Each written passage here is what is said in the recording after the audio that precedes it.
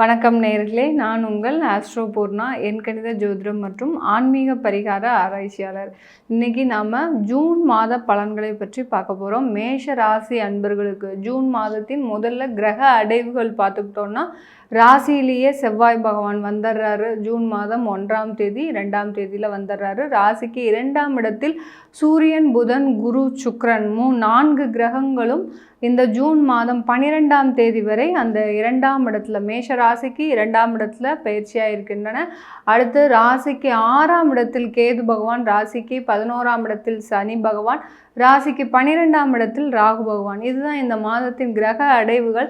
இந்த மாதத்தில் மிடில் பார்த்தீங்கன்னா 13ஆம் தேதிக்கு மேலே சுக்கிரன் பயிற்சி ஆகிறாரு.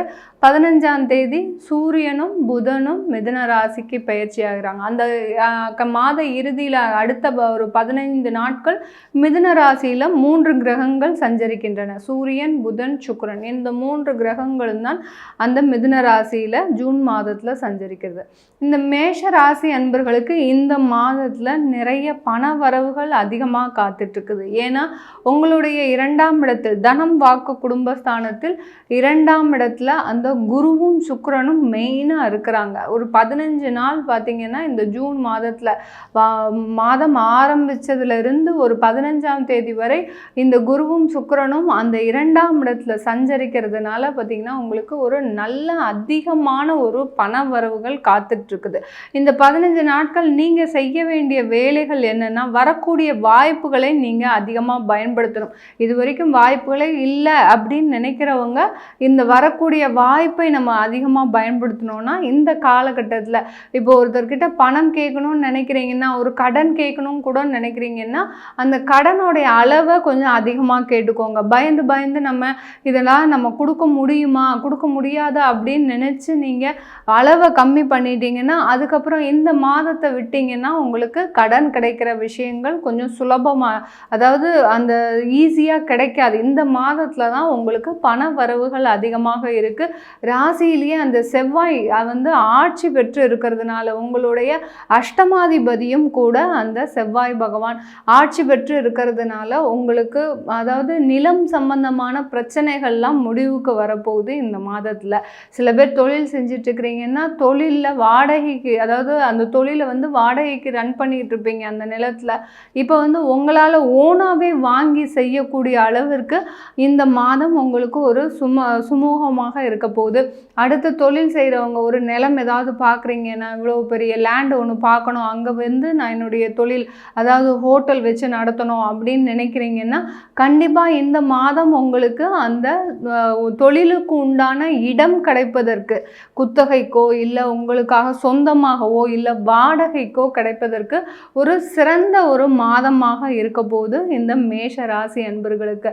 மேஷ ராசிக்கு பூர்வ புண்ணிய ஸ்தானாதிபதியான அந்த சூரியன் பார்த்திங்கன்னா உங்களுடைய ராசிக்கு 2ஆம் இடத்துல இருக்கிறதுனால இந்த காலகட்டத்தில் அதாவது குழந்தை பாக்கியம் இல்லாதவர்களுக்கு 2ஆம் இடம்ன்றது குடும்பஸ்தானம். பூர்வ புண்ணியம் ஸ்தானத்தில் முதல்ல நம்ம காரகமாக பார்க்குறது அந்த குழந்தை பாக்கியம். இந்த குழந்தை பாக்கியம் இல்லாதவர்களுக்கு இந்த ஒரு மாதத்தில் குடும்பத்தில் ஒரு புது வரவாக கிடைப்பதற்கு, இது வரைக்கும் குழந்தை இல்லை அப்படின்னு நினைக்கிறவங்க நீங்கள் செய்த தெய்வ வழிபாட்டின் மூலமாக இந்த மாதம் உங்களுக்கு தெய்வம் கண் திறக்கக்கூடிய ஒரு நேரம், குழந்தை இல்லாதவர்களுக்கெல்லாம் குழந்தை பாக்கியம் கிடைக்கக்கூடிய ஒரு நேரமாக தான் இருக்க போது இந்த மேஷ ராசி அன்பர்களுக்கு.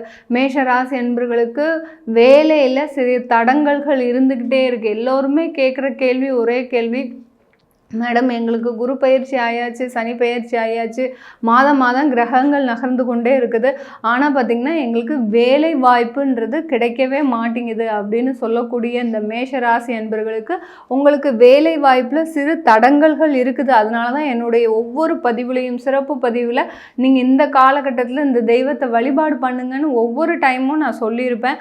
அந்த தெய்வ வழிபாடுலாம் நீங்கள் பண்ணிக்கிட்டே வந்திருந்தீங்கன்னா இதுக்குள்ளே கண்டிப்பாக கிடைக்கும்.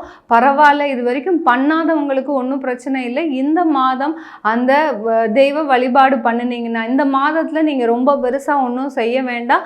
சங்கடகர சதுர்த்திக்கு நீங்கள் விரதம் இருந்து ஒரு பொழுது நீங்கள் அந்த விநாயக பெருமானை வழிபாடு பண்ணினாலே உங்களுக்கு அந்த வேலை வாய்ப்புன்றது ஒரு மிக அருகில் இருக்கக்கூடிய ஒரு நேரமாக இருக்குது. யார் யாரெல்லாம் ரொம்ப வேலை இல்லாமல் தவிச்சிட்டு இருக்கிறீங்களோ, அதாவது பணத்துக்கே எனக்கு வழி இல்லை, நான் வேலைக்கு போனால் தான் அடுத்த மாதம் என்னால் ரன் பண்ண முடியும் அப்படின்னு சொல்லிட்டு இருக்கிறவங்களுக்கு கண்டிப்பாக நீங்கள் இந்த சங்கடகர சதுர்த்தியை வழிபாடு பண்ணிட்டு நீங்கள் வேலை வாய்ப்பை தேடுங்க. உங்களுக்கு ஒரு நல்ல ஒரு ஆப்பர்ச்சுனிட்டி கிடைக்கக்கூடிய ஒரு நேரமாக இருக்குது இந்த மேஷ ராசி என்பவர்களுக்கு. 11ஆம் இடத்துல இருக்கக்கூடிய அந்த சனி பகவான் தொழிலில் அதிகமான ஒரு லாபத்தை கொடுக்க போகிறாரு.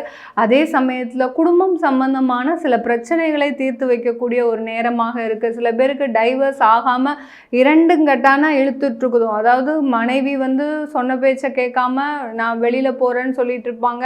சில பேருக்கு வந்தீங்கன்னா கணவன் நான் உன்னை செட்டில்மெண்ட் பண்ணி அனுப்பிச்சி விட்டுறேன் அப்படின்னு சொல்லக்கூடிய அளவிற்கு 2 பேருக்கும் வாக்குவாதங்கள் மிக கடுமையாக இருந்துகிட்ருக்கோம்.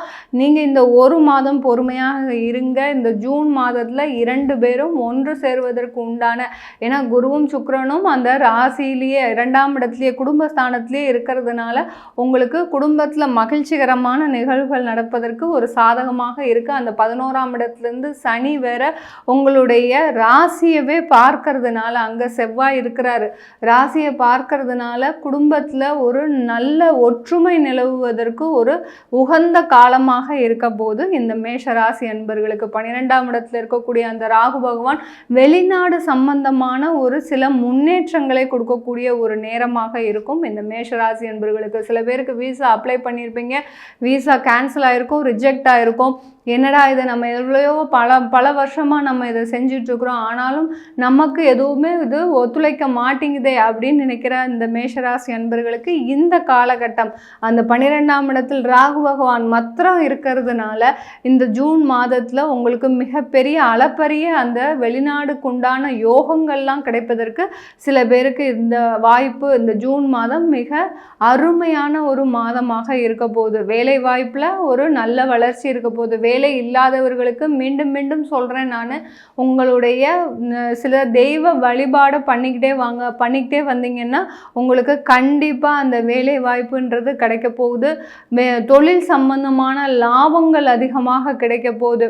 தொழில் சம்பந்தமான கடன்கள் வாங்கணும்னு நினச்சிங்கன்னாலும் இந்த காலகட்டம் ஒரு சிறந்த காலகட்டமாக இருக்க போகுது.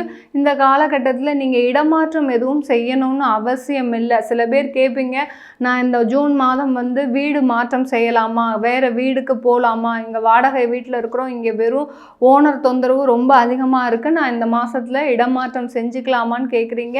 அது எதுவும் நீங்கள் இந்த மாற்றம் செஞ்சுக்க வேண்டாம். ஏன்னா உங்களுக்கு 15ஆம் தேதிக்கு மேலே தான் அந்த மிதுன ராசியில் 3ஆம் இடத்துல அந்த சூரியன் புதன் சுக்கிரன் 3 பேரும் வராங்க. அதனால் இந்த மாதம் ஒரு மாதம் நீங்கள் தள்ளி வச்சுட்டு அதுக்கப்புறமா நீங்கள் பண்ணினீங்கன்னா உங்களுடைய வீடு இடமாற்றம் செய்வதெல்லாம் ஒரு சிறந்த ஒரு நேரமாக இருக்கும் இந்த மிதுன ராசி அன்பர்களுக்கு. இந்த மிதுன ராசி அன்பர்களுக்கு இந்த காலகட்டத்தில் இந்த ஜூன் மாதத்தில் நீங்கள் செய்ய வேண்டிய தெய்வ வழிபாடு பார்த்திங்கன்னா, அதாவது நீங்கள் இங்கே முருகர் வழிபாடு பண்ணிக்கோங்க. அதே சமயம் சிவன் வழிபாடு, ஏன்னா பூர்வ புண்ணிய ஸ்தானத்தில் இருக்கக்கூடிய அந்த சூரியன் உங்களுடைய குடும்பஸ்தானத்திலே இருக்கிறதுனால பூர்வீக சம்பந்தமான சொத்துக்கள் வரக்கூடிய நேரம். சில பேருக்கு நிறைய நாளாக அந்த பங்காளி சண்டையெல்லாம் முடியாமல் இருக்கும், அந்த சொத்துக்கள்லாம் வர வேண்டியது இருக்கும், அதெல்லாம் வரக்கூடிய நாள். ஒருத்தருக்கொருத்தர் ஒற்றுமையோட சரின்னு சொல்லி சகோதரிகளுக்கு சகோதரர்களாக இருந்தீங்கன்னா உங்களுடைய சகோதரிகளுக்கு நீங்கள் செட்டில்மெண்ட் பண்ணி அந்த பூர்வீக சொத்தை கொடுக்கறதுக்கு உண்டான நேரம். இந்த மாதிரியான ஒரு நல்ல விஷயங்கள்லாம் நடக்கக்கூடிய ஒரு நேரமாக தான் இருக்க போகுது இந்த மேஷராசி அன்பர்களுக்கு. இந்த காலகட்டத்தில் நீங்கள் சிவபெருமான வழிபாடு பண்ணுங்க. பிரதோஷம் அன்னைக்கு நீங்கள் பிரதோஷத்தை அன்னைக்கு ஒரே ஒரு வில்வ மாலை மாத்திரம் சாத்திக்கிட்டே வாங்க. இந்த மேஷராசி அன்பர்கள் கண்டிப்பாக இந்த ஜூன் மாதத்தில் பண வரவுகளும் வேலை வாய்ப்பும் அதிகமாக காத்துட்டு இருக்குது. வாய்ப்புகளை பயன்படுத்தினீங்கன்னா இந்த மாதத்துலேருந்து ஒரு மிகப்பெரிய ஒரு அசுர வளர்ச்சியை இந்த மேஷராசி அன்பர்கள் சந்திப்பதற்கு தயாராக இருக்க போகிறீங்க. இந்த இது நம்ம கோச்சார நிலவரப்படி பலன்களை சொல்லியிருக்கிறோம். உங்களுடைய ஜாதகத்தில் தசாபுத்தி பார்த்துக்கோங்க. அது பார்க்கணுன்னு விருப்பப்பட்டீங்கன்னா கீழே இருக்கிற நம்பருக்கு வாட்ஸ்அப்பில் அப்பாயின்மெண்ட் வாங்கிக்கிட்டு நீங்கள் என்கிட்ட கன்சல்ட் பண்ணிக்கலாம். உங்களிடமிருந்து விடைபெறுவது உங்கள் ஆஸ்ட்ரோ பூர்ணா. நன்றி, வணக்கம்.